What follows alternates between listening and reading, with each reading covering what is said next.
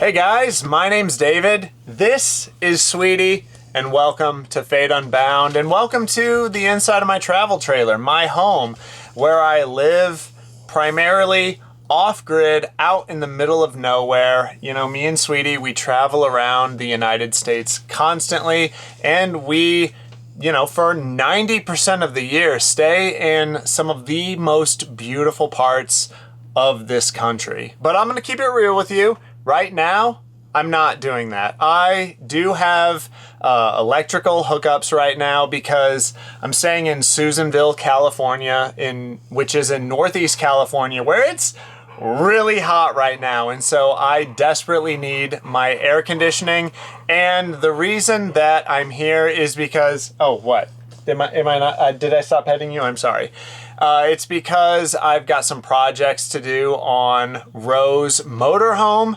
I promised her that I would fix her generator for her, get that running, and also install solar onto her RV. And so I've got some big projects to do while I'm here. But since I'm not living off grid right now, I am hooked up to electricity. It's got me thinking about the things that I wish I knew before setting off on this life of travel and off-grid living. The first thing I wish I knew before hitting the road and living off-grid is that what I was leaving with as far as batteries and solar panels on the roof of my trailer was not enough. You know, I almost never have electrical hookups, water hookups, sewer hookups, and so I rely on my home to be its own power plant. And so when it comes to the solar install on Rose rig, which is the reason I came here to her parents' place where she's at, I'm trying to learn from my mistakes of the past, and I'm installing this massive Vatrer 12 volt 460 amp hour battery, replacing her lead acid batteries on her rig. And the main reasons I went with this Vatrer battery is, first off, it comes with a massive 10-year warranty from the date of its manufacturer. Now, I've heard of like 3-year warranties, maybe 5-year warranties, but 10? Dang, man, like they are really confident in their product and they're going to stand behind it. Second, it is one of, if not the least expensive 460 amp hour battery I could find. You can get these on their website right now for $1,100. The value there is incredible. And thirdly, the size is insane. It is how they got 460 amp hours into such a small package is incredible. I mean, you can see right here, this Vatrer battery stacked on top of my old lithium batteries that I replaced. These two that it's sitting on top of are 400 amp hours together. And you can see how much less space this 460 amp hour battery takes up. And for RVers, you know, space is an absolute premium. And so, yeah, the goal is to always jam as much power as you can into as small of a package possible. And the rest of the specs on this battery are pretty impressive. It comes with A-grade lithium iron phosphate cells. It has a smart BMS protection that will protect the battery against overcharging, over-discharging, and short circuits. It has a massive 3,840 watt load capacity and is able to deliver 5,888 watt hours of clean energy. It can handle an insane 300 amps of charge or discharge current at a time, allowing for lightning fast power transfer. And it has a lifespan of over 5,000 deep cycles, which is 3 times longer than the lifespan of traditional lead acid batteries. And on top of all of that, you can even download the app on your phone for remote monitoring. And something on this battery I've never seen before is you're able to take the top lid off of it. They make it easy for you. You just remove these screws and the top comes right off, allowing you access to the inside of the battery, for whatever reason you may have. What this tells me is that Vatrer is not trying to hide anything with how the internal structure of the battery has been made and laid out. They just allow you to gain access to that and see for yourself that this battery has been constructed well. So if you guys are looking to upgrade the lithium batteries on your rigs, go ahead and check Vatrer out. This is the battery I chose to give to Ro. I really wanted to set her up with something good that was going to last her a long time, and I'm confident in this battery with that 10-year warranty, and I'll drop links in the video description below so you can check them out for yourself. Back in 2017 when I hit the road, I only had 400 amp hours of lithium battery storage and 480 watts of solar panels on the roof of my travel trailer. You know, I thought that would be enough, and I was really trying to skirt by with less batteries than I ended up needing because, man, back then lithium was so expensive. 400 amp hours cost me $4,800, and so it was a huge investment. And I quickly found out that that just wasn't enough. You know, back then I was traveling with my now ex-wife Ro, and you know, having two people that were routinely on laptops, editing video, exporting video, it was just placed a lot of demand on the electrical system, and we were routinely running out of power, having to conserve power, especially if cloudy days came in. We had to sometimes break out the generator, which I just hate doing for just all of the reasons, fuel cost, maintenance, noise, exhaust, all of those things. But yeah, like the computer that I edit on is a high-powered gaming laptop, and it pulls nearly 300 watts when I'm editing or exporting video. And yeah, man, just 400 amp hours was not enough. And so earlier this year, I upgraded to 920 amp hours. The price of lithium has come way down. And so yeah, that's a lot more affordable. And I think after 3 years on the road, I added another solar panel to the roof, and so now I have 640 watts of solar input total, which is, again, like kind of on the line, but having the massive battery storage I do now, I can kind of get away with not having as many solar panels as I would like. But I'm just out of room on my roof, so what's I gotta do? But it would be really nice to have just a little more solar power, because then I could run my fridge overnight on electric mode to save propane. Right now, if it's a sunny day, I can run it on electric through the day, but once the sun goes away, I gotta switch it back over to gas. Which stinks because, man, fuel costs have just been going up. Propane is expensive. I'm regularly paying over $3 a gallon, sometimes over $4 a gallon. When I originally hit the road, I was able to reliably find propane for $1.60 or $1.80. The second thing I wish I knew might come off as kind of a duh to you guys, but it's that my travel trailer is just not insulated very well. It's not a house. Most RVs aren't insulated very well, but my travel trailer has a feature that really exacerbates that, and it's this huge rear window.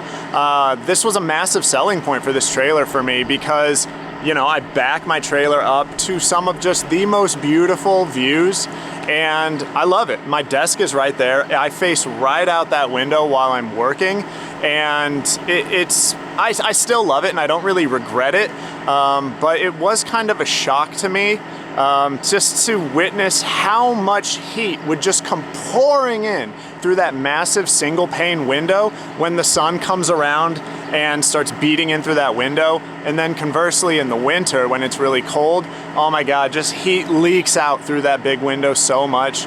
If it was a dual pane window, it wouldn't be as big of a deal. I know dual pane windows are becoming more and more popular on nicer rigs, especially ones that are, you know, considered four season. But back when I bought this in 2017, dual pane windows on rigs just like wasn't even a thing, I don't think. But it became quite a shock to realize just how much I have to travel with the weather. Like right now, it's over 90 degrees outside, but I mean, if it's over 80 degrees and I don't have hookups, I can't run my air conditioner, I gotta get out of there. It's just too hot. And then on the flip side, the lows have to be kind of high for me to be able to stay in an area too. And it's just because being able to stay comfortable in this thing without either, you know, just burning through propane, heating the place, or needing to fire up the generator to be able to run the air conditioning, yeah, that was kind of a shock. And so yeah, my advice is if you guys are going to be full timing and you want to be able to stay places where it's cold or hot, you don't want to have to travel. You don't want to have to find places that are like right at like between 60 degrees and 75 degrees, then yeah, try and get some dual pane windows, man, because yeah, the single panes don't hold heat at all. Next is that I wish I would have known that major structural issues with my rig would start to appear after 8 years living this lifestyle. Now, I do want to preface this part by saying I am incredibly impressed with how well this travel trailer has held up. Minimal maintenance I've had to do on it to keep this thing going.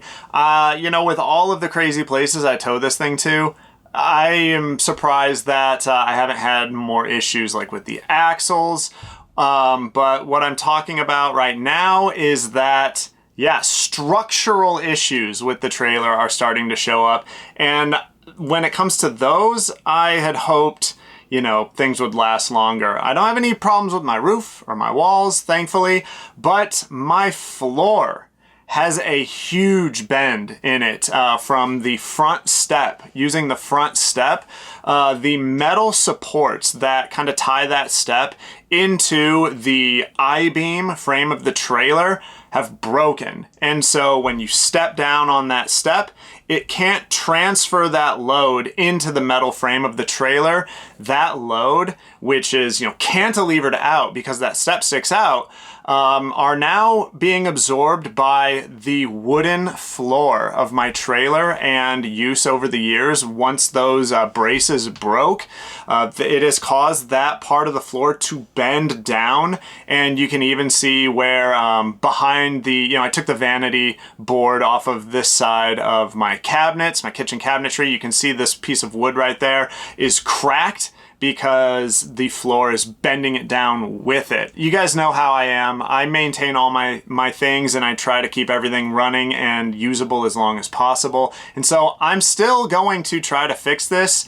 I don't know if it's really gonna work though, and I don't really know how to do it yet. I'm thinking I'm gonna have to jack that part of the floor up kind of back into place, and then tie in some really strong metal braces, you know, screw those in or bolt those in through the frame, and then bolt those into the original supports. Some nice thick steel 90-degree pieces is what I'm thinking. And yeah, then I think I think that'll fix it. For now, I'm just not using that step. The step stays folded up like this, and I just, you know, take the big step up into my trailer. Thankfully I'm young, and so a big step like that isn't a big deal. So yeah, I've just been dealing with that, but it's got me kind of worried for the future of, you know, what's next. This is the first like structural thing I've had to deal with. And so, yeah, I'm kind of worried about the day that I have like roof failure or something with the walls, or I don't know, man. It's just got me worried. I thought I could get more than 8 years before big things like that happened, but you know, maybe not. And the fourth thing I wish I knew is just how difficult it can be sometimes to find potable water. I thought when I first hit the road that, you know, any RV park, any campground that had either a dump station or water hookups would, you know, I'd be able to fill my water there. But what I've found, oddly enough, and this is still kind of baffling to me, is that I can't even pay them to fill my water there. You know, most of the time I'm looking for free sources to get my water at, like truck stops, or a lot of national forest campgrounds might have water available, or, you know, places like that, rest stops, etc. But a lot of times, you know, free water just isn't an option some places, but there is an RV park nearby. And so, you know, I'll give them a call, ask them how much they will charge me to fill my water there, and they tell me no, they don't do that. And it blows my mind. You apparently have to be staying at a lot of these private RV parks for them to allow you to fill their water there, even if they have a standalone dump station. I'm sure they have their reasons. I can't figure it out because, you know, I will pay them. I'll pay $5, $10, $15, you know, for me to just come and get some water and get out of there. But yeah, they don't want it. But I've gotten a lot better at finding places to fill my water at, you know, in the 8 years I've been doing this. When I first started though, man, those first couple years, it got a little stressful sometimes, let me tell you. And, you know, resources though for you guys, if you have similar problems, I use rvdumpsites.net. It's a great resource. It's not 100% reliable, so take what they say with a grain of salt. If there's a phone number you can call first before just showing up, because the information on there might be outdated or it might just be wrong. It's all user submitted, and so yeah, it might be incorrect. Sometimes I found the GPS coordinates are incorrect too, and so yeah, but state parks I've found have been great too. They almost always charge a day use fee, but it's pretty cheap typically, you know, 10 bucks, totally worth it for me to fill up all my water. But if I had known how difficult it can be sometimes, that would have saved a lot of stress and just befuddlement in the beginning. And the last thing I wish I would have known is that living this lifestyle would completely and irrevocably ruin me to living a traditional lifestyle. You know, back in 2022, me and Ro, we let a lot of the little things get to us when it comes to traveling full time. And so we stopped. We started renting a house in the Seattle, Washington area. We got regular jobs.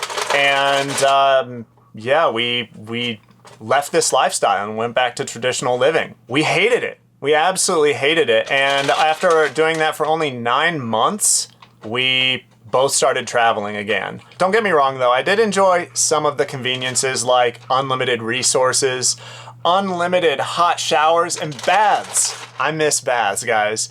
And having a nice big comfy couch and living room, but those just paled in comparison to losing the freedom and the... Sorry, that's one of my rabbits digging. I know that's coming through on the camera. But yeah, losing the freedom, the excitement and adventure of exploration, those two things just greatly outweighed any small conveniences that the traditional lifestyle could offer me. And I don't know, guys. I don't know if I could ever go back. I absolutely love this lifestyle so much. I have no regrets with originally hitting the road, but man, I thought that if I didn't like this lifestyle, whatever, I would just move back, get a job, a typical job again, but I'm ruined to that way of life, guys. This has absolutely ruined me. Because for me, living out in the middle of nowhere, connecting with nature, and being able to just constantly explore this country is just amazing, and I wouldn't trade it for any conveniences. I will say that down the road, I will probably purchase some land, but it will be probably used more as just like a base camp. If I need a few... What? I'm sorry, am I ignoring you? All right, come here. Up. Come on, pup. Come here. God, what was I saying? You interrupted. Well, come here. Come on. All right, sit. Yeah, land. I'll probably get some land, but it'll probably be just used as like a base camp if I need to chill for a few months and, just recollect myself. Maybe sometime down the road I'll build some kind of like off-grid cabin. And I'm sure as I start to get older, I'll want to stay stationary for longer and longer. And so, yeah, I'll probably slowly transform that land into... I don't know, just a place that I'll love to stay at. But those have been 5 things that I wish I knew before hitting the road as a full-time RVer, primarily living off-grid. If you guys enjoyed the video and you want to buy me a beer, or if you want to buy Sweetie some treats, you can go through that QR code right there. I'll also drop a link in the video description below. And if those are for treats for Sweetie, then just let me know in the comments and I'll be sure to get her something from you guys. But yeah, I hope those things were helpful to you guys. If this type of lifestyle excites you and you're looking to get into it also, then yeah, hopefully you can, take some of the information I shared today and apply it to what you're about to do, and it'll help you out. But that's all for this video. If you liked it, please consider subscribing. It would really help me out. But my name's David. This is Sweetie, and this is Fate Unbound, and we'll see you guys in the next one. Bye! Did you say bye too? Did you say bye to the people? You're a good girl.